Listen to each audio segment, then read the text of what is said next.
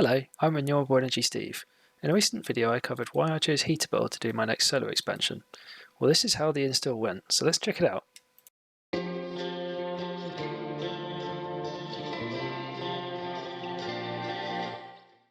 With the south, east and western aspects of the house already occupied by panels, the key to this expansion plan is to use the garage.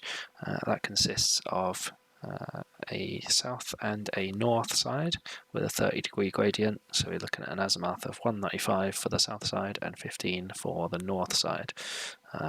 So the 4 panels should just about fit, although it's looking really tight, as you can see from the diagram here. The REA Fusion 2 just being that little bit more compact gives us a chance of getting 4 on each side compared to competitors such as the ACO Neostar 2S. In addition, so I didn't regret leaving it out, there is the north facing aspect of the roof which has enough room for 2 panels.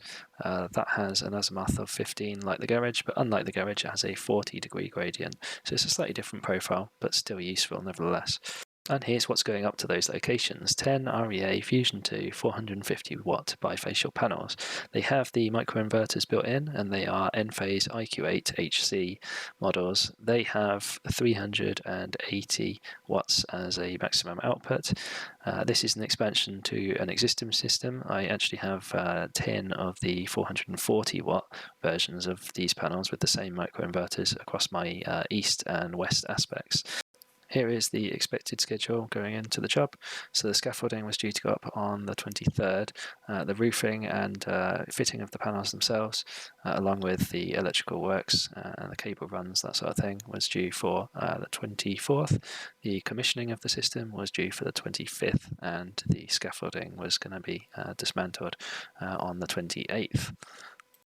So the 23rd came around, and when I got back from work around 6 p.m, I noticed there was no scaffolding, which surprised me a little, so I inquired about this, and I was told they were held up on a previous job, but it wouldn't affect our job because they would be there first thing the next day, and everyone would be able to still go ahead with things as planned.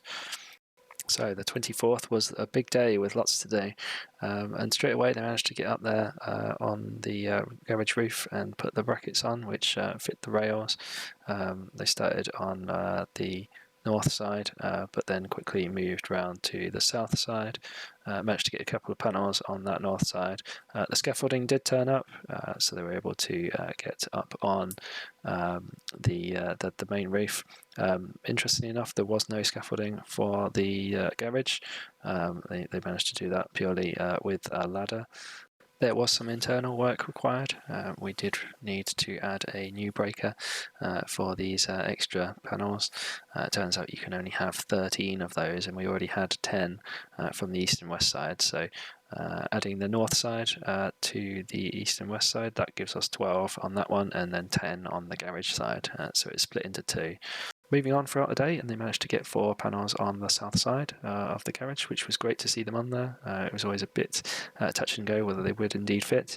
They did put them very close to the apex of the roof, and there was about 1 tile's width at the bottom of slack, so very tight, but it was good to see them on there. While that was being done, the cable runs were being set up, so it comes out the top of the garage under the duct that I had a ground worker set up when they did the patio. Nice little pipe there that it goes through to make sure that there's no loose cables hanging around. And then it goes up the house, and then through the soffits into the roof, and then down on the other side near where the power walls are, and into our little cupboard which has all the solar equipment. So far so good then. They seem to be powering through everything. Everyone seemed to know what they were doing, and things were moving along quite nicely. So I had a look outside and saw the panels being used. Here's one here. It looks quite interesting from the other side. You don't get to see the underside very often. All sorts of interesting tones of blue. And there's the microinverter attached to it. But there was another one next to that one, and I started looking quite closely at that. Couldn't help but notice there's a bit of a crack in the corner, quite a few cracks in the corner in fact. So it turns out these ones were broken in transit and couldn't be used, so sadly 2 of them had to be sent away, and it wasn't clear when the replacements would arrive. Seeing 2 of them broken like that does make me worry somewhat for the durability of these panels, especially since in Heatable's own YouTube channel, I seem to remember at least a couple of their videos do seem to mention similar incidents such as this. Maybe it's just a case of couriers just need to be a little bit more careful. Things took a turn for the controversial when I took a very close look at the sticker and noted that the maximum power output was down as 440 instead of the 450s that I had ordered. This was quite a concern to me because I noted in a previous video that the 450s were actually quite a lot better in a couple of other areas as well. So it wasn't just the wattage. The 450s have a better degradation curve, so you're looking at about 90, just over 90% of usable output after 30 years, which is a marked improvement over the 440s, and also the temperature coefficient was a fair bit better too. So I feel this needed an explanation. We'll come back to that later on. Despite the setbacks of the day, they were able to commission the panels which have been fitted. So that's the 2 north-facing panels and the 4 on the south side of the garage. There are 2 on the north side of the garage, but they remain not connected at this stage because they're waiting for the 2 just below. On to the 25th, and it's a beautiful morning with a lot of sunshine. This means that the north panels were first to wake up. They were generating quite nicely from 6 a.m, ramping up throughout the morning. A little bit later was the south-facing garage. As the sun got round to that, that also did really well. And there was no issues with the Powerwall as well, which was good to see. So the engineer did put the new generation through the CT clamp as needed, meaning the Tesla can see everything that's going on. And at one point during the day, we had peak output as high as 9.6 kilowatts, which is a decent improvement over what we had before.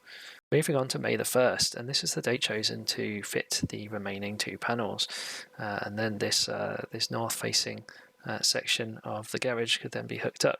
I was assured these were going to be the 450 watt panels, but when we got them out to the lorry, we found out that they were also labelled as 440 watt panels, which caused a bit more confusion, but the installers were just happy to press on regardless, while we await an official response from Heatable themselves.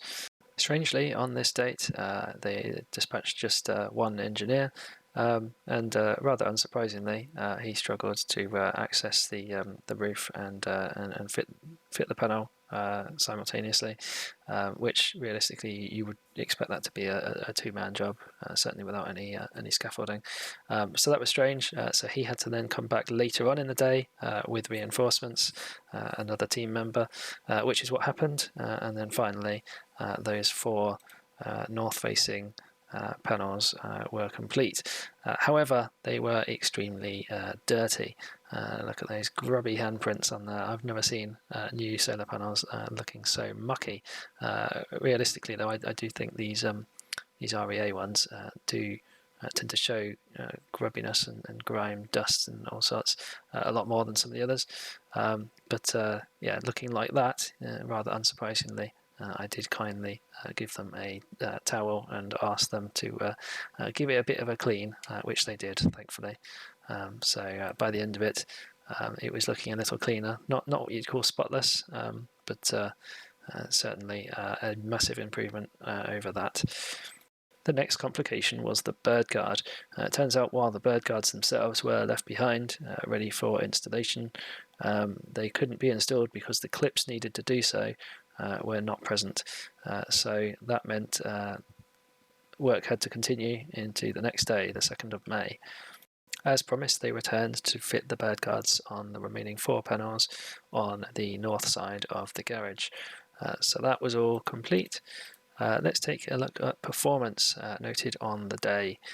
So during the day of the 2nd of May, we did see a peak as high from the entire system, as high as 11 kilowatts, which is really fantastic, way over what we've ever seen before. 6.1 of that was from the Enphase panels, so that's the 10 that were fitted on as part of this installation, but also the 10 east and west ones we have already installed.